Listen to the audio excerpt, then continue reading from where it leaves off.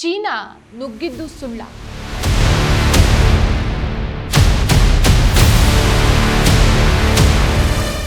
ಸರ್ಕಾರ ಎಲ್ಲ ಓಕೆ ಅನ್ನೋದು ನಿಜಾನ?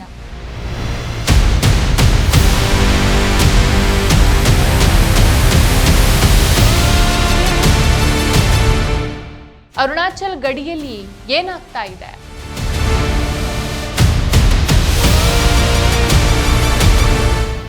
ಭಾರತದ ಭೂಮಿ ಕೈ ತಪ್ಪುತ್ತಾ ಇದೆಯಾ?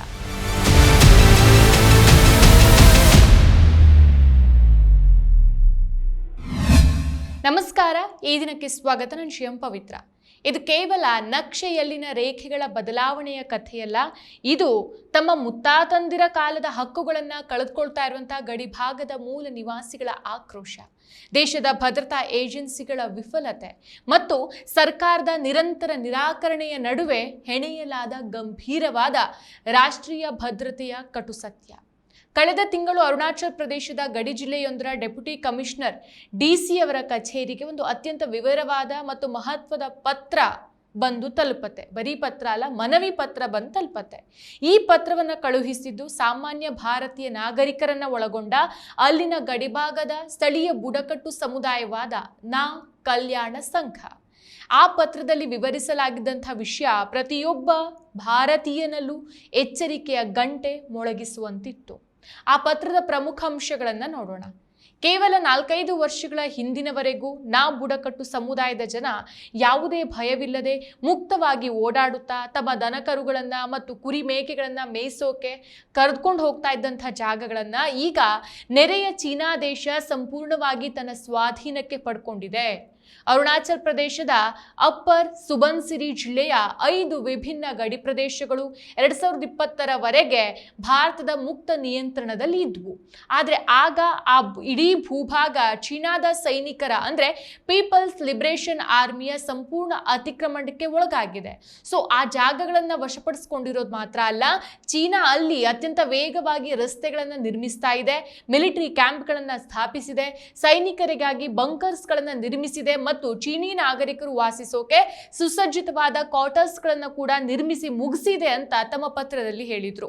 ಈಗ ಇಲ್ಲಿ ಗಮನಿಸಬೇಕಾದಂತಹ ಪ್ರಮುಖ ಅಂಶ ಅಂತಂದ್ರೆ, ಚೀನಾ ಕೇವಲ ಗಡಿ ನಿಯಂತ್ರಣ ರೇಖೆಯನ್ನು ದಾಟ್ತಾ ಇಲ್ಲ, ಬದಲಿಗೆ ಭಾರತೀಯ ನಾಗರಿಕರು ಸಾಂಪ್ರದಾಯಿಕವಾಗಿ ಹೊಂದಿದ್ದಂಥ ಭೂಮಿಯ ಹಕ್ಕುಗಳನ್ನು ವ್ಯವಸ್ಥಿತವಾಗಿ ಕಿತ್ಕೊಳ್ತಾ ಇದೆ. ಇದರಿಂದ ಗಡಿಭಾಗದ ಆರ್ಥಿಕ ಸ್ವಾವಲಂಬನೆ ಸಂಪೂರ್ಣವಾಗಿ ಕುಸಿತಾ ಇದೆ ಮತ್ತು ಸ್ಥಳೀಯರು ಆತಂಕದಿಂದ ವಲಸೆ ಹೋಗುವ ಪರಿಸ್ಥಿತಿ ನಿರ್ಮಾಣವಾಗಿದೆ. ಸೊ ಸ್ಥಳೀಯ ಬುಡಕಟ್ಟು ಸಮುದಾಯದ ಈ ಭೀಕರ ಆರೋಪಗಳನ್ನು ಆಧರಿಸಿ ಇಂಡಿಪೆಂಡೆಂಟ್ ಅನಾಲಿಸ್ಟ್ ಒಬ್ರು ಸ್ಯಾಟಲೈಟ್ ಇಮೇಜ್ಗಳನ್ನ ಕೂಲಂಕುಷವಾಗಿ ಪರಿಶೀಲಿಸಿದ್ರು. ಸೊ ಈ ಸ್ಯಾಟಲೈಟ್ ಚಿತ್ರಗಳು ಹಳ್ಳಿಗರ ಮಾತು 100ರಷ್ಟು ಸತ್ಯ ಎಂಬುದನ್ನ ಜಗತ್ತಿನ ಮುಂದೆ ಇಟ್ಟವು. ಸೊ ಚಿತ್ರಗಳನ್ನು ನೋಡಿದಾಗ ಇಲ್ಲಿ ಕೇವಲ ಸೈನಿಕರ ಚಟುವಟಿಕೆ ಮಾತ್ರ ಅಲ್ಲ, ಇಡೀ ಹೊಸ ವಸಾಹತುಗಳ ನಿರ್ಮಾಣ ಆಗಿರೋದು ಸ್ಪಷ್ಟವಾಯಿತು. 2024ರಿಂದಾನೇ ಈ ಪ್ರದೇಶದಲ್ಲಿ ಹೊಸದಾಗಿ 2 ದೊಡ್ಡ ಹೆಲಿಪ್ಯಾಡ್ಗಳು, ಸಂಪೂರ್ಣವಾಗಿ ನಿರ್ಮಾಣಗೊಂಡ ಕಟ್ಟಡಗಳು, ಸಾಲಾಗಿ ನಿಲ್ಲಿಸಿರುವಂತಹ ಮಿಲಿಟರಿ ಮತ್ತು ನಾಗರಿಕ ವಾಹನಗಳು ಹಾಗೂ ಆ ಕಟ್ಟಡಗಳ ಮೇಲೆ ಅಳವಡಿಸಲಾಗಿರುವಂತಹ ಸೋಲಾರ್ ಪ್ಯಾನಲ್ಗಳು ಅತ್ಯಂತ ಸ್ಪಷ್ಟವಾಗಿ ಗೋಚರಿಸುತ್ತೆ. ಸೊ ತಾಂತ್ರಿಕವಾಗಿ ಮತ್ತು ಕಾನೂನಾತ್ಮಕವಾಗಿ ಭಾರತಕ್ಕೆ ಸೇರಬೇಕಾದಂಥ ಭೂಮಿಯ ಮೇಲೆಯೇ ಚೀನಾ ಪಕ್ಕಾ ಕಾಂಕ್ರೀಟ್ ವ್ಯವಸ್ಥೆಗಳನ್ನು ಮಾಡಿಕೊಂಡಿದೆ. ಸೊ ಇದೇ ವಿಚಾರಕ್ಕೆ ಸಂಬಂಧಪಟ್ಟಂತೆ ಚೀನಾ ಹಾಗೂ ಭಾರತದ ಗಡಿಭಾಗದ ಇತಿಹಾಸವನ್ನು ನೆನಪು ಮಾಡ್ಕೊಳ್ಳೋದಾದ್ರೆ, ಬಿಜೆಪಿಯ ಸಂಸದರಾದ ತಾಪೀರ್ ಗಾವೋ ಅವರು 2019ರಲ್ಲೇ ಪಾರ್ಲಿಮೆಂಟ್ ಅಲ್ಲಿ ನಿಂತು ಚೀನಾ ನಮ್ಮ ಅರುಣಾಚಲ್ ಪ್ರದೇಶದೊಳಗೆ ಸುಮಾರು 50ರಿಂದ 60 ಕಿಲೋಮೀಟರ್ನಷ್ಟು ಜಾಗವನ್ನ ಅತಿಕ್ರಮಿಸಿದೆ ಅಂತ ಆತಂಕವನ್ನ ವ್ಯಕ್ತಪಡಿಸಿದ್ರು. 2022ರಲ್ಲಿ ಗಡಿಭಾಗದ ಕಾಡುಗಳಲ್ಲಿ ಸಾಂಪ್ರದಾಯಿಕ ಗಿಡಮೂಲಿಕೆಗಳನ್ನ ಸಂಗ್ರಹಿಸೋಕೆ ಹೋಗಿದ್ದಂಥ ಅರುಣಾಚಲದ 17 ವರ್ಷದ ಸ್ಥಳೀಯ ಹುಡುಗನನ್ನ ಚೀನಾ ಸೈನ್ಯ ಅಪಹರಿಸಿ ಗದರ್ಸಿತ್ತು. ಸೊ ಆತ ಯಾವುದೇ ಸೈನಿಕ ಅಲ್ಲ, ಕೇವಲ ತನ್ನ ಭೂಪ್ರದೇಶದ ವ್ಯಾಪ್ತಿಯಲ್ಲಿ ಕೆಲಸ ಮಾಡ್ತಾ ಇದ್ದಂಥ ಒಬ್ಬ ಸಾಮಾನ್ಯ ಹಳ್ಳಿಗ. ಸೊ ಈ ಘಟನೆ ನಡೆದ ಸಿಯುಂಗ್ಲಾ ಪ್ರದೇಶ ಕೂಡ ಭಾರತದದ್ದೇ ಆಗಿತ್ತು, ಆದರೆ ಇಂದು ಅದು ಚೀನಾದ ಕಪಿಮುಷ್ಟಿಯಲ್ಲಿದೆ. ಒಂದು ವೇಳೆ ದೇಶದಲ್ಲಿ ಬಿಜೆಪಿ ಅಲ್ಲದೆ ಬೇರೆ ಯಾವುದೇ ಸರ್ಕಾರ ಅಧಿಕಾರದಲ್ಲಿ ಇದ್ದಿದ್ರೆ ಈ ಸ್ಯಾಟಲೈಟ್ ಚಿತ್ರಗಳು ಹೊರಬೀಳ್ತಾ ಇದ್ದಂತೆ ದೇಶದಾದ್ಯಂತ ದೊಡ್ಡ ಆಂದೋಲನವೇ ಸೃಷ್ಟಿಯಾಗ್ತಾ ಇತ್ತು. ವಿರೋಧ ಪಕ್ಷಗಳು ಬೀದಿಗಿಳಿದು ಪ್ರತಿಭಟಿಸ್ತಾ ಇದ್ವು. RSS ಸಂಘಟನೆ ಗಡಿಯ ಕಡೆಗೆ ತನ್ನ ಕಾರ್ಯಕರ್ತರನ್ನ ಕಳಿಸ್ತಾ ಇತ್ತೋ ಏನೋ. ಸೊ ಚೀನಾ ವಸ್ತುಗಳನ್ನ ಬಹಿಷ್ಕರಿಸಿ ಅನ್ನೋ ಘೋಷಣೆಗಳು ಪ್ರತಿ ಮನೆಯಲ್ಲೂ ಮೊಳಗ್ತಾ ಇದ್ವು ಮತ್ತು ನಮ್ಮ ಸೇನೆಗೆ ಗಡಿಯಲ್ಲಿ ತಕ್ಷಣವೇ ಮಿಲಿಟರಿ ಕವಾಯಿತು ಮತ್ತು ಹೆಚ್ಚಿನ ಪಡೆಗಳನ್ನು ನಿಯೋಜಿಸೋಕೆ ಆದೇಶವನ್ನ ಕೊಡಲಾಗ್ತಾ ಇತ್ತು. ಆದರೆ ರಾಷ್ಟ್ರೀಯ ಭದ್ರತೆ ದೃಷ್ಟಿಯಿಂದ ಮಾಧ್ಯಮಗಳು ಮತ್ತು ವಿಶ್ಲೇಷಕರು ಈ ವಿಷಯದ ಮೇಲೆ ಯಾವುದೇ ಕಟು ಟೀಕೆ ಮಾಡದೆ ಸುಮ್ಮನಿದ್ರು. 15 ದಿನ ಕಳೆದ್ರೂ ಸರ್ಕಾರದ ಕಡೆಯಿಂದ ಕಂಡು ಬಂದಿದ್ದು ಮಾತ್ರ ಕೇವಲ 2 ವಿಷಯಗಳು ಮಾತ್ರ. ಒಂದು, ವಿಷಯದ ದಿಕ್ಕನ್ನು ತಪ್ಪಿಸೋದು ಮತ್ತು ಸತ್ಯವನ್ನ ನಿರಾಕರಿಸೋದು. ಸೊ ಸರ್ಕಾರ ಈ ವಿಚಾರವನ್ನ ತಮಾಷೆಗೆ ತೆಗೆದುಕೊಂಡಂತೆ ಕಾಣಿಸ್ತಾ ಇದೆ. ವಿಷಯ ಮುಂಚೂಣಿಗೆ ಬಂದ ತಕ್ಷಣ ಸರ್ಕಾರ ತನ್ನ ಹಳೆಯ ಸೌದು ಹೋಗಿರುವಂಥ ರೆಕಾರ್ಡನ್ನೇ ಮತ್ತೆ ಪ್ಲೇ ಮಾಡಿದೆ. ನಮ್ಮ ಭೂಪ್ರದೇಶದೊಳಗೆ ಯಾರೂ ನುಗ್ಗಿಲ್ಲ, ಪ್ರಸ್ತುತ ಅಲ್ಲಿ ಯಾರೂ ಇಲ್ಲ, ಹಾಗೂ ನಮ್ಮ ಯಾವುದೇ ಗಡಿ ಬೇರೆಯವರ ವಶದಲ್ಲಿ ಇಲ್ಲ ಅಂತ. ಇದಕ್ಕೆ ಪುಷ್ಟಿ ಕೊಡುವಂತೆ ಬಿಜೆಪಿ ನಾಯಕರು ಸಹ ಹೇಳಿಕೆಗಳನ್ನ ಕೊಟ್ಟರು. ಕೇಂದ್ರ ಸಚಿವ ಕಿರಣ್ ರಿಜಿಜು ಅವರು ಇದನ್ನು ನೀವು ಆಕ್ರಮಣ ಅಂತ ಕರೆಯೋಕೆ ಸಾಧ್ಯ ಇಲ್ಲ, ಗಡಿ ಭಾಗದಲ್ಲಿ ಎರಡೂ ದೇಶಗಳ ನಡುವೆ ರೇಖೆಗಳ ಬಗ್ಗೆ ಸ್ಪಷ್ಟತೆ ಇಲ್ಲದ ಕಾರಣ ಗೊಂದಲ ಇದೆ, ಹೀಗಾಗಿ ಗಡಿ ದಾಟುವಿಕೆ ಎರಡೂ ಕಡೆಯಿಂದ ಸಾಮಾನ್ಯ ಅಂತ ಅಂದ್ಬಿಟ್ರು. ಇನ್ನು ಬಿಜೆಪಿಯ ರಾಜ್ಯಸಭಾ ಸಂಸದ ತಾಯಿ ತಾಗಕ್ ಅವರು ಅವೆಲ್ಲ ಹಳೆ ಫೋಟೋಗಳು, ಈಗ ಮಳೆಗಾಲ ಇರೋದ್ರಿಂದ ನಾವು ಈಗಲೇ ಹೋಗಿ ಇಲ್ಲಿ ಪರಿಶೀಲನೆ ಮಾಡೋಕೆ ಸಾಧ್ಯ ಇಲ್ಲ, ಸೊ ಮಳೆಗಾಲ ಮುಗಿದ್ಮೇಲೆ ನಾವೇ ಖುದ್ದಾಗಿ ಹೋಗಿ ತನಿಖೆ ಮಾಡ್ತೀವಿ, ಅಲ್ಲಿವರೆಗೂ ಸುಮ್ಮನೆ ಕೂತ್ಕೊಳ್ಳಿ ಅಂತ ಅಂದ್ಬಿಟ್ರು. ಸೊ ಇದರ ಅರ್ಥ ಒಂದೋ ಅರುಣಾಚಲ ಪ್ರದೇಶದ ಸ್ಥಳೀಯ ಬುಡಕಟ್ಟು ಜನ ಸುಳ್ಳು ಹೇಳ್ತಾ ಇದ್ರು, ಇಲ್ಲ ಅಂತಂದ್ರೆ ಚೀನಾದ ಜೊತೆಗೆ ಯಾವುದೇ ನೇರ ಸಂಘರ್ಷವನ್ನ ಎದುರಿಸೋಕೆ ಇಷ್ಟಪಡದ ಸರ್ಕಾರ ತಾನಾಗಿನೇ ಸ್ವಲ್ಪವಾಗಿ ಭಾರತದ ಜಾಗವನ್ನ ಚೀನಾಕ್ಕೆ ಬಿಟ್ಕೊಡ್ತಾ ಇದ್ರು ಸಹ ಸುಮ್ಮನೆ ಮೂಕ ಪ್ರೇಕ್ಷಕನಾಗಿರ್ಬೇಕು. ತಮ್ಗೆ ಯಾವುದೇ ವೈಯಕ್ತಿಕ ಲಾಭ ಇಲ್ಲದೆ ಇದ್ರು ಶತಶತಮಾನಗಳಿಂದ ಆ ಭೂಮಿಯ ಜೊತೆಗೆ ಬದುಕನ್ನ ಮುಡಿಪಾಗಿಟ್ಟಿರುವ ಬುಡಕಟ್ಟು ಜನ ಸುಳ್ಳು ಹೇಳೋ ಅವಶ್ಯಕತೆ ಆದ್ರೂ ಏನಿದೆ? ಇಲ್ಲಿ ಎಲ್ಲಕ್ಕಿಂತ ದೊಡ್ಡ ಪ್ರಶ್ನೆ ಮೂಡೋದು ದೇಶದ ಗೂಢಚರ್ಯೆ ಮತ್ತು ರಕ್ಷಣಾ ವ್ಯವಸ್ಥೆ ಮೇಲೆ. ಭಾರತದಲ್ಲಿ ಸಾವಿರಾರು ಕೋಟಿ ರೂಪಾಯಿಗಳ ತೆರಿಗೆದಾರರ ಹಣದಲ್ಲಿ ನಡೆಯುವಂತಹ ರಾ research and analysis wing, IB intelligence bureau ಮತ್ತು ಆರ್ಮಿ ಇಂಟೆಲಿಜೆನ್ಸ್ ನಂತಹ ದೈತ್ಯ ಸಂಸ್ಥೆಗಳಿದೆ. ಸ್ಯಾಟಲೈಟ್ ಮಾನಿಟರಿಂಗ್ ಮತ್ತು ಗಡಿಗಸ್ತು ಪಡೆಗಳಿದೆ. ಆದರೆ ಹಿಸ್ಟ್ರಿ ನೋಡಿದ್ರೆ ದೇಶದ ಮೇಲಿನ ಪ್ರತಿಯೊಂದು ದೊಡ್ಡ ಆಕ್ರಮಣದ ಮೊದಲ ಮಾಹಿತಿ ಈ ಏಜೆನ್ಸಿಗಳಿಗಿಂತ ಮುಂಚೆ ಸ್ಥಳೀಯ ಹಳ್ಳಿಗರಿಂದಾನೇ ಸರ್ಕಾರಕ್ಕೆ ಸಿಕ್ಕಿದೆ. 1999 ನಲ್ಲಿ ಕಾರ್ಗಿಲ್ ಯುದ್ಧದ ಮೊದಲು ಪಾಕಿಸ್ತಾನದ ಜನರಲ್ ಪರ್ವೇಜ್ ಮುಷರಫ್ ಅವರ ಕುತಂತ್ರವನ್ನ ಮೊದಲು ಪತ್ತೆ ಹಚ್ಚಿದ್ದು ಗಡಿಯ ಕುರಿಗಾಹಿಗಳು.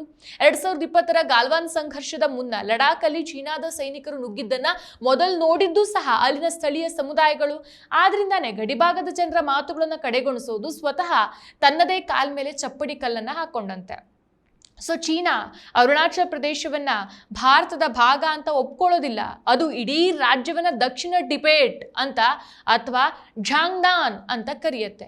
ಸುಮಾರು 80,000 ಚದರ್ ಕಿಲೋಮೀಟರ್ಗಿಂತಾನು ಹೆಚ್ಚಿನ ವಿಸ್ತೀರ್ಣದ ಈ ಅರುಣಾಚಲವನ್ನ ತನ್ನದೇ ಭೂಪ್ರದೇಶ ಅಂತ ಚೀನಾದ ವಿದೇಶಾಂಗ ಸಚಿವಾಲಯ ಅಧಿಕೃತ ವಕ್ತಾರರು ಜಗತ್ತಿನ ಮುಂದೆ ಬಹಿರಂಗವಾಗಿ ಸಮರ್ಥಿಸಿಕೊಳ್ಳುತ್ತಿದ್ದಾರೆ. ಇದು ದಶಕಗಳ ಹಳೆಯ ವಾದವಾದರೂ ಸಹ ಅದನ್ನ ಜಾರಿಗೆ ತರೋಕೆ ಚೀನಾ ಈಗ ಹೊಸ ಮತ್ತು ಅತ್ಯಂತ ಆಕ್ರಮಣಕಾರಿ ತಂತ್ರಗಳನ್ನ ಬಳಸಿಕೊಳ್ತಾ ಇದೆ. ಮೊದಲನೇದು ಕಾರ್ಟೋಗ್ರಾಫಿಕ್ ಅಗ್ರೆಷನ್, ಭೂಪಟದ ಆಕ್ರಮಣ. ಚೀನಾ ತನ್ನ ಅಧಿಕೃತ ಗೆಜೆಟಿಯರ್ ಮತ್ತು ನಕ್ಷೆಗಳ ಮೂಲಕ ಭಾರತದ ಜಾಗಗಳಿಗೆ ತನ್ನದೇ ಆದ ಚೀನಿ ಹೆಸರುಗಳನ್ನ ಇಡತ್ತೆ. ಸೊ ಭಾರತ ಯಾವ ಜಾಗವನ್ನ ತವಾಂಗ್ ಅಂತ ಕರೆಯುತ್ತೋ ಅದಕ್ಕೆ ಚೀನಾ ತನ್ನದೇ ಹೆಸರನ್ನ ಇಡತ್ತೆ. 2017ರಲ್ಲಿ ಅರುಣಾಚಲದ 6 ಜಾಗಗಳ ಹೆಸರನ್ನ ಬದಲಾಯಿಸಿದ ಚೀನಾ 2021ರಲ್ಲಿ 15 ಜಾಗಗಳನ್ನ ಹಾಗೂ 2023ರಲ್ಲಿ ಮತ್ತೆ 11 ಜಾಗಗಳ ಹೆಸರುಗಳನ್ನ ಬದಲಾಯಿಸಿ ಆ ನಕ್ಷೆಗಳನ್ನ ಪ್ರಪಂಚದಾದ್ಯಂತ ರವಾನಿಸಿದೆ. ಎರಡನೇದು ಡಿಫೆನ್ಸ್ ವಿಲೇಜ್ ಅಥವಾ ರಕ್ಷಣಾತ್ಮಕ ಹಳ್ಳಿಗಳು. 2017ರಲ್ಲಿ ಟಿಬೆಟ್ ಸ್ವಾಯತ್ತ ಪ್ರದೇಶ ಭಾರತದ ಗಡಿಯುದ್ದಕ್ಕೂ ಬೃಹತ್ ಸಂಖ್ಯೆಯಲ್ಲಿ ಹಳ್ಳಿಗಳನ್ನು ಸ್ಥಾಪಿಸೋದಾಗಿ ಘೋಷಿಸುತ್ತೆ. ಅದರಂತೆ 2018ರಿಂದ 2022ರ ನಡುವೆ ಬರೋಬ್ಬರಿ 600ಕ್ಕೂ ಹೆಚ್ಚು ಗಡಿಹಳ್ಳಿಗಳನ್ನು ಚೀನಾ ನಿರ್ಮಿಸಿದೆ. ಸೊ ಅಮೆರಿಕಾದ centre for logic and international studies ವರದಿ ಪ್ರಕಾರ ಇವು ಕೇವಲ ಸಾಮಾನ್ಯ ನಾಗರಿಕ ಹಳ್ಳಿಗಳಲ್ಲ, ಇವು ಡಿಫೆನ್ಸ್ ವಿಲೇಜಸ್. ಇವು ಮೇಲ್ನೋಟಕ್ಕೆ ಹಳ್ಳಿಗಳಂತೆ ಕಂಡ್ರೂ ಸಹ ಒಳಗಡೆ ವಿಶಾಲವಾದ ರಸ್ತೆಗಳು, ಹೆಲಿಪ್ಯಾಡ್ಗಳು ಮತ್ತು ಅತ್ಯಾಧುನಿಕ ಸಪ್ಲೈ ಚೈನ್ ವ್ಯವಸ್ಥೆಯನ್ನು ಹೊಂದ್ಕೊಂಡಿರುತ್ತೆ. ಸೊ ಗಡಿಯಲ್ಲಿ ಯುದ್ಧ ಅಥವಾ ತುರ್ತು ಪರಿಸ್ಥಿತಿ ಎದುರಾದ್ರೆ ಚೀನಾ ಸೈನ್ಯಕ್ಕೆ ತಕ್ಷಣವೇ ರೇಷನ್ ಮತ್ತು ಶಸ್ತ್ರಾಸ್ತ್ರಗಳನ್ನು ತಲುಪಿಸುವ ಪ್ರಮುಖ ಮಿಲಿಟರಿ ಕೇಂದ್ರಗಳಾಗಿ ಇದು ಕೆಲಸ ಮಾಡುತ್ತೆ. ಇನ್ನು ಮೂರನೇದು ವಾಯುನೆಲೆಗಳ ಆಧುನೀಕರಣ.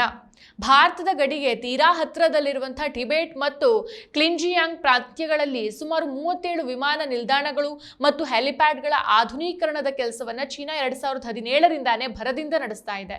ಇದರ ಏಕೈಕ ಉದ್ದೇಶ ಗಡಿಭಾಗದಲ್ಲಿ ಚೀನಾದ ವಾಯುಪಡೆಗೆ ಸಂಪೂರ್ಣ ವಾಯು ಪ್ರಾಬಲ್ಯವನ್ನ ತಂದುಕೊಡೋದು. ಇನ್ನು ನೆಕ್ಸ್ಟ್ ಒನ್ ಸಲಾಮಿ ಸ್ಲೈಸಿಂಗ್, ಅಂದ್ರೆ ಹಂತ ಹಂತದ ಕಬಳಿಕೆ. ಇದು ಚೀನಾದ ಅತ್ಯಂತ ಅಪಾಯಕಾರಿ ತಂತ್ರ. ಇಡೀ ಜಾಗವನ್ನ ಒಂದೇ ಬಾರಿಗೆ ಯುದ್ಧ ಮಾಡಿ ವಶಪಡಿಸಿಕೊಳ್ಳೋ ಬದಲಿಗೆ ಹಂತ ಹಂತವಾಗಿ ಸ್ವಲ್ಪವೇ ಭೂಮಿಯನ್ನ ಕಬಳಿಸೋದು. ಚೀನಾಗೆ ತಾಳ್ಮೆ ತುಂಬಾ ಜಾಸ್ತಿ ಇದೆ. ಮೊದಲು ಭಾರತದ ವ್ಯಾಪ್ತಿಯಲ್ಲಿರುವಂಥ ಯಾವುದೋ ಒಂದು ನಿರ್ಜನ ಹುಲ್ಲುಗಾವಲಿಗೆ ಬರೋದು, ಅಲ್ಲಿ ಒಂದು ಸಣ್ಣ ಮಿಲಿಟರಿ ಟೆಂಟ್ ಹಾಕೋದು, ನಂತರ ಅಲ್ಲಿಗೆ ರಸ್ತೆ ನಿರ್ಮಿಸೋದು. ಅಷ್ಟರಲ್ಲಿ ಯಾರಾದರೂ ಪ್ರಶ್ನೆ ಮಾಡಿದ್ರೆ ಇದು ನಮ್ಮ ಮತ್ತು ನಿಮ್ಮ ನಡುವಿನ ಒಂದು ಗಡಿ ಗೊಂದಲ, ಸೊ ನಮಗೆ ಸೇರಿದ ಜಾಗ ಅಂತ ನಾವು ಅಂದ್ಕೊಂಡು ಬಿಟ್ವಿ ಅಂತ ಹೇಳ್ತಾನೆ ಆ ಜಾಗದಲ್ಲಿ ತಮ್ಮ ರಕ್ಷಣಾ ಕೋಟೆಯನ್ನು ಎಷ್ಟು ಬಲಪಡಿಸ್ಕೊಳ್ತಾರೆ ಅಂತಂದ್ರೆ ಆಮೇಲೆ ಭಾರತದ ಸೈನ್ಯ ಅಲ್ಲಿ ಯಾವುದೇ ಕ್ರಮ ತೆಗೆದುಕೊಳ್ಳೋಕೆ ಸಾಧ್ಯವಾಗದಂತೆ ಮಾಡಿಬಿಡ್ತಾರೆ. ಸೊ ಈ ಮೂಲಕ ಗಡಿರೇಖೆಯನ್ನು ಚೀನಾ ನಿರಂತರವಾಗಿ ಭಾರತದ ಕಡೆಗೆ ತಳ್ತಾ ಸಾಗ್ತಾ ಇದೆ. ಇದು ಕೇವಲ ಅರುಣಾಚಲ ಪ್ರದೇಶಕ್ಕೆ ಮಾತ್ರ ಸೀಮಿತವಾಗಿಲ್ಲ. ಇದೇ ಮಾದರಿಯನ್ನು ಚೀನಾ ಈಗಾಗಲೇ ಲಡಾಖ್ ಅಲ್ಲಿ ಯಶಸ್ವಿಯಾಗಿ ಬಳಸಿ ಮುಗಿಸ್ಬಿಟ್ಟಿದೆ. 2020ರ ಗಾಲ್ವಾನ್ ಸಂಘರ್ಷ ಮೇ 2020ರಲ್ಲಿ ಚೀನಾದ ಸೈನ್ಯ ಪ್ಯಾಂಗಾಂಗ್ ತ್ಸೋ ಸರೋವರದ ಬಳಿ ಭಾರತೀಯ ಗಡಿಯೊಳಗೆ ನುಗ್ಗಿ ಗಾಲ್ವಾನ್ ಕಣಿವೆಯಲ್ಲಿ ಅಕ್ರಮ ನಿರ್ಮಾಣಗಳನ್ನು ಶುರು ಮಾಡಿತು. ಭಾರತ ಈ ಹಿಂದೆ ಮುಕ್ತವಾಗಿ ಗಸ್ತು ತಿರುಗ್ತಾ ಇದ್ದಂಥ ಜಾಗಕ್ಕೆ ಚೀನಾ ಸೈನಿಕರು ಬಂದಿದ್ರಿಂದ ಜೂನ್ 2020ರಲ್ಲಿ ಭೀಕರ ಸಂಘರ್ಷ ನಡೆದು 20 ಭಾರತೀಯ ವೀರ ಯೋಧರು ಹುತಾತ್ಮರಾದರು. ಚೀನಾ ತನ್ನ ಕಡೆ ಎಷ್ಟು ಜನ ಸೈನಿಕರು ಸತ್ತರು ಅನ್ನೋದನ್ನು ಇಂದಿಗೂ ಸಹ ಮುಚ್ಚಿಟ್ಟಿದೆ. ಇದು 1962ರ ಯುದ್ಧದ ನಂತರ ಭಾರತ ಚೀನಾ ನಡುವಿನ ಕಪ್ಪು ಚುಕ್ಕೆ ಆಯಿತು. ಆದರೆ ಈ ಸಮಯದಲ್ಲಿಯೂ ಸಹ ಪ್ರಧಾನಿ ನರೇಂದ್ರ ಮೋದಿ ಯಾರೂ ನಮ್ಮ ಜಾಗಕ್ಕೆ ನುಗ್ಗಿಲ್ಲ ಅಂತಾನೆ ಹೇಳಿದ್ರು.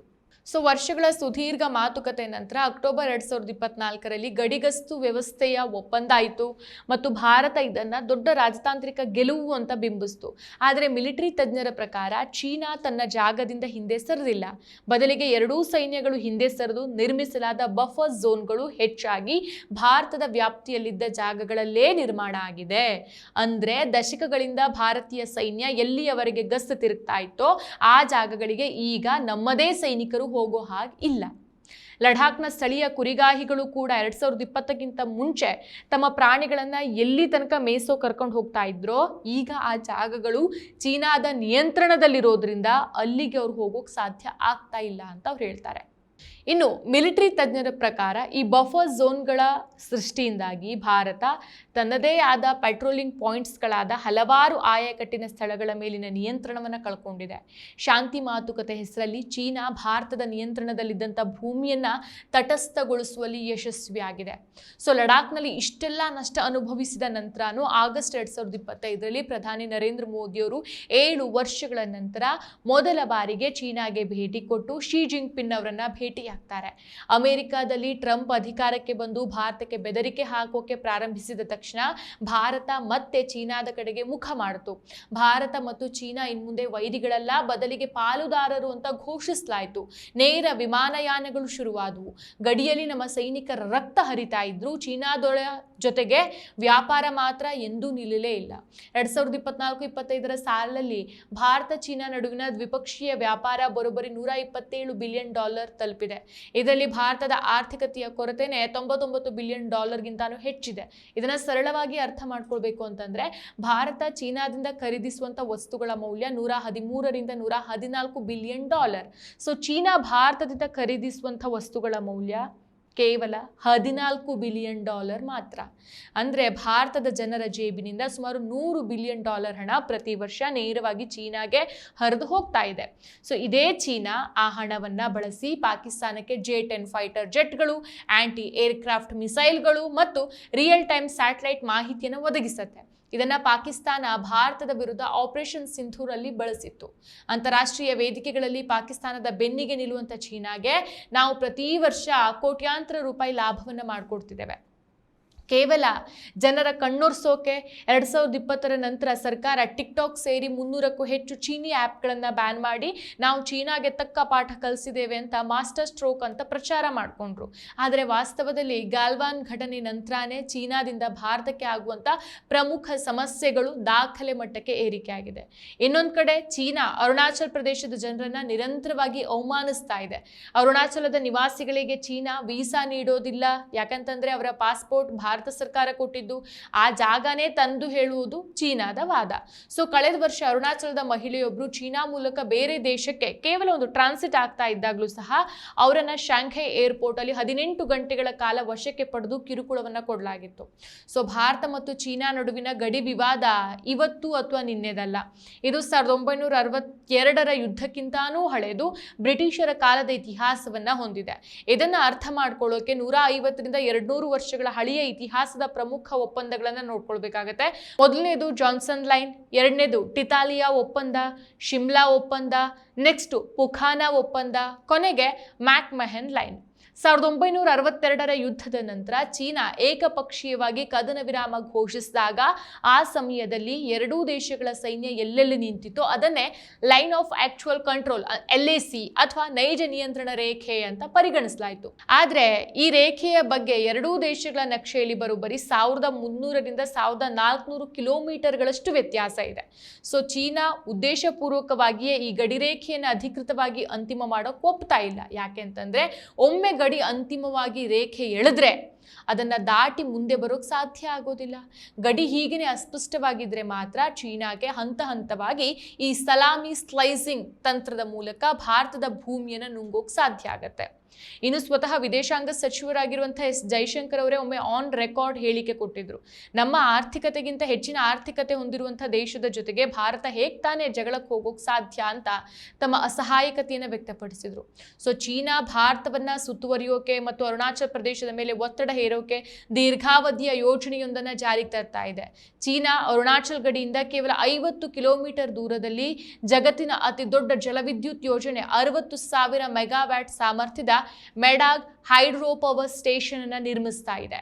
ಇದು ಚೀನಾದ ಪ್ರಸಿದ್ಧ ತ್ರಿಗೋರ್ಜಸ್ ಡ್ಯಾಮ್ಗಿಂತ 3 ಪಟ್ಟು ದೊಡ್ಡದು. ಇದರ ಅಂದಾಜು ವೆಚ್ಚ $1 ಟ್ರಿಲಿಯನ್ ಅಥವಾ ಸುಮಾರು 130ರಿಂದ 140 ಬಿಲಿಯನ್ ಡಾಲರ್. ಇದಕ್ಕೆ ಡಿಸೆಂಬರ್ 2024ರಲ್ಲಿ ಅನುಮೋದನೆ ಸಿಕ್ತು. ಜುಲೈ 2025ರಲ್ಲಿ ಇದರ ನಿರ್ಮಾಣ ಕಾರ್ಯ ಶುರುವಾಯಿತು. 2033ರ ವೇಳೆಗೆ ಇದು ವಾಣಿಜ್ಯ ಕಾರ್ಯಾಚರಣೆಯನ್ನ ಆರಂಭಿಸುವ ಗುರಿಯನ್ನ ಹೊಂದಿದೆ. ಸೊ ಇದರ ಅಪಾಯಕಾರಿ ಅಂಶ ಅಂತಂದ್ರೆ ಚೀನಾ ಈ ಅಣೆಕಟ್ಟಿನ ಮೂಲಕ ಭಾರತದ ಈಶಾನ್ಯ ರಾಜ್ಯಗಳ ಜೀವನಾಡಿಯಾಗಿರುವಂತಹ ಬ್ರಹ್ಮಪುತ್ರ ನದಿ ನೀರಿನ ಹರಿವನ್ನ ಸಂಪೂರ್ಣವಾಗಿ ತನ್ನ ನಿಯಂತ್ರಣಕ್ಕೆ ತೆಗೆದುಕೊಳ್ಳುತ್ತೆ. ಇತ್ತೀಚೆಗೆ ಚೀನಾದ ಸಂಶೋಧಕರೇ ಒಪ್ಕೊಂಡಿರುವಂತೆ ಈ ಬೃಹತ್ ಅಣೆಕಟ್ಟು ನಿರ್ಮಾಣ ಆಗ್ತಾ ಇರೋದು ಅತ್ಯಂತ ಸಕ್ರಿಯವಾದ ಭೂಕಂಪನ ವಲಯದ ಮೇಲೇನೆ. ಒಂದ್ ವೇಳೆ ಆ ಭಾಗದಲ್ಲಿ ಪ್ರಬಲ ಭೂಕಂಪ ಏನಾದ್ರೂ ಸಂಭವಿಸಿ ಅಣೆಕಟ್ಟು ಒಡೆದು ಹೋಯ್ತು ಅಂತಂದ್ರೆ ಅರುಣಾಚಲ ಪ್ರದೇಶದಿಂದ ಹಿಡಿದು ಇಡೀ ಅಸ್ಸಾಂ ಮತ್ತು ಬಾಂಗ್ಲಾದೇಶದವರೆಗೆ ಕೋಟ್ಯಾಂತರ ಜನ ಜಲಪ್ರಳಯದಲ್ಲಿ ಕೊಚ್ಚಿ ಹೋಗೋ ಅಪಾಯ ಇದೆ. ಸೊ ಚೀನಾ ಇದನ್ನ ಒಂದು ಜಲಾಯುಧವಾಗಿ ಬಳಸ್ತಾ ಇದೆ. ಮಳೆಗಾಲದಲ್ಲಿ ಹಠಾತ್ ನೀರು ಬಿಟ್ಟು ಕೃತಕ ಪ್ರವಾಹ ಸೃಷ್ಟಿಸೋದು ಅಥವಾ ಬೇಸಿಗೆಯಲ್ಲಿ ಸಂಪೂರ್ಣ ನೀರನ್ನು ತಡೆದು ಈಶಾನ್ಯ ಭಾರತವನ್ನ ಬರಡಾಗಿಸೋದು ಚೀನಾದ ದೀರ್ಘಾವಧಿಯ ರಣತಂತ್ರ. ಭಾರತ ಈ ವಿಷಯದಲ್ಲಿ ಚೀನಾವನ್ನ ಅಂತಾರಾಷ್ಟ್ರೀಯ ಮಟ್ಟದಲ್ಲಿ ಕಟ್ಟಾಕೋಕೆ ವಿಫಲವಾಗಿದೆ ಅಂತಾನೆ ಹೇಳ್ಬೋದು. ಸೊ ಚೀನಾ ನಮ್ಮ ಗಡಿಯ ಪರ್ವತಗಳು ಮತ್ತು ಹವಾಮಾನದ ಲಾಭವನ್ನು ತೆಗೆದುಕೊಂಡು ನಾವು ಬೇರೆ ವಿಷಯದಲ್ಲಿ ಬ್ಯುಸಿ ಆಗಿರುವಾಗ ನಮ್ಮದೇ ಭೂಮಿಯನ್ನ ಕಬಳಿಸ್ತಾ ಇದೆ. ಸೊ ಈ ಡ್ರ್ಯಾಗನ್ನ ಅಪಾಯವನ್ನ ನಾವು ಮೊದಲು ಒಪ್ಕೊಂಡು ಕೆಲಸ ಮಾಡಬೇಕಾಗಿದೆ. ಆದರೆ ನಮ್ಮ ದೇಶದ ಪ್ರಸ್ತುತ ಸ್ಥಿತಿ ಹೇಗಿದೆ? ಪ್ರಧಾನಿಯವರು ವಿದೇಶ ಪ್ರವಾಸಗಳಲ್ಲಿ ಬ್ಯುಸಿಯಾಗಿದ್ದಾರೆ. ದೇಶದ ಆರ್ಥಿಕತೆಯ ಸ್ಥಿತಿ ಹದಗೆಡ್ತಾ ಇರೋದ್ರಿಂದ ದೇಶದ ದೊಡ್ಡ ಹೂಡಿಕೆದಾರರು ಮತ್ತು ಬುದ್ಧಿವಂತ ನಾಗರಿಕರು ಭಾರತವನ್ನು ತೊರೆದು ವಿದೇಶಗಳಿಗೆ ವಲಸೆ ಹೋಗ್ತಿದ್ದಾರೆ. ನಾವು ಆಂತರಿಕವಾಗಿ ಜಾತಿ, ಧರ್ಮದ ರಾಜಕೀಯ ಜಗಳದಲ್ಲಿ ಮುಳುಗಿದ್ದೇವೆ. ಸೊ ಚೀನಾ ಇಂದು ಅಮೆರಿಕವನ್ನ ಮೀರಿಸೋಕೆ ಮರುಬಳಕೆಯ ರಾಕೆಟ್ಗಳು, ಅತ್ಯಾಧುನಿಕ ಸೆಮಿಕಂಡಕ್ಟರ್ ಚಿಪ್ಸು ಮತ್ತು ಕೃತಕ ಬುದ್ಧಿಮತ್ತೆ ಈ ಒಂದು ತಂತ್ರಜ್ಞಾನಗಳಲ್ಲಿ ಜಗತ್ತಿನ ನಾಯಕನಾಗೋಕೆ ಹೊರಟಿದೆ. ಭಾರತ ಈ ರೇಸ್ನಲ್ಲಿ ಎಲ್ಲೂ ಕಾಣಿಸ್ತಾ ಇಲ್ಲ. ಚೀನಾ ಈಗಾಗಲೇ ತನ್ನ 6ನೇ ತಲೆಮಾರಿನ ಅತ್ಯಾಧುನಿಕ ಯುದ್ಧ ವಿಮಾನಗಳ ಪ್ರೋಟೋಟೈಪ್ಗಳನ್ನು ಹಾರಿಸಿ ಪರೀಕ್ಷಿಸ್ತಾ ಇದೆ. ಆದರೆ ಭಾರತ ತನ್ನ 5ನೇ ತಲೆಮಾರಿನ ಯುದ್ಧ ವಿಮಾನವನ್ನು ಹೊಂದೋಕೆ ಇನ್ನೂ ಕನಿಷ್ಠ 10 ವರ್ಷಗಳ ಕಾಲ ಕಾಯಬೇಕಾಗತ್ತೆ. ಸೊ ರಕ್ಷಣಾ ತಂತ್ರಜ್ಞಾನದಲ್ಲಿನ ಈ ಬೃಹತ್ ಕಂದಕವೇ ಭಾರತದ ಸಹಾಯಕತೆಗೆ ಮುಖ್ಯ ಕಾರಣ. ಚೀನಾ ತನ್ನ ರಕ್ಷಣಾ ಬಜೆಟ್ ಅನ್ನ ಭಾರತಕ್ಕಿಂತ 3 ಪಟ್ಟು ಹೆಚ್ಚು ವಿಸ್ತರಿಸಿದೆ. ನಾವು ಕೇವಲ ಭಾಷಣಗಳು ಮತ್ತು ದೇಶಭಕ್ತಿಯ ಘೋಷಣೆಗಳಲ್ಲಿ ಮುಳುಗಿರುವಾಗ ಚೀನಾ ಕ್ವಾಂಟಮ್ ಕಂಪ್ಯೂಟಿಂಗ್ ಮತ್ತು ಸೈಬರ್ ಯುದ್ಧ ತಂತ್ರಜ್ಞಾನಗಳ ಮೂಲಕ ಭಾರತದ ಗಡಿ ಭದ್ರತೆಯ ಬೆನ್ನೆಲುಬನ್ನೇ ನಡಗಿಸ್ತಾ ಇದೆ. ಸೊ ಎಚ್ಚರಿಕೆ ಗಂಟೆ ಕಣ್ಣು ಮುಂದೆನೇ ಜೋರಾಗಿ ಬಾರಿಸ್ತಾ ಇದೆ. ಕಣ್ಣಿದ್ದು ಕುರುಡಾಗಿರುವಂತಹ ನಾವು ಈ ಚೀನಾದ ಗಂಭೀರ ಆಪತ್ತನ್ನ ಇನ್ಯಾವಾಗ ಅರ್ಥ ಮಾಡ್ಕೊಳ್ಳೋದು? ಮತ್ತಷ್ಟು ವಿಶೇಷ ವಿಡಿಯೋಗಳನ್ನು ನೋಡಲು ಮತ್ತು ಹೊಸ ವಿಡಿಯೋಗಳ ಬಗ್ಗೆ ತಿಳಿಯಲು eDina.com ಯೂಟ್ಯೂಬ್ ಚಾನೆಲ್ ಸಬ್ಸ್ಕ್ರೈಬ್ ಮಾಡಿ ಮತ್ತು ಬೆಲ್ ಐಕಾನ್ ಕ್ಲಿಕ್ ಮಾಡಿ.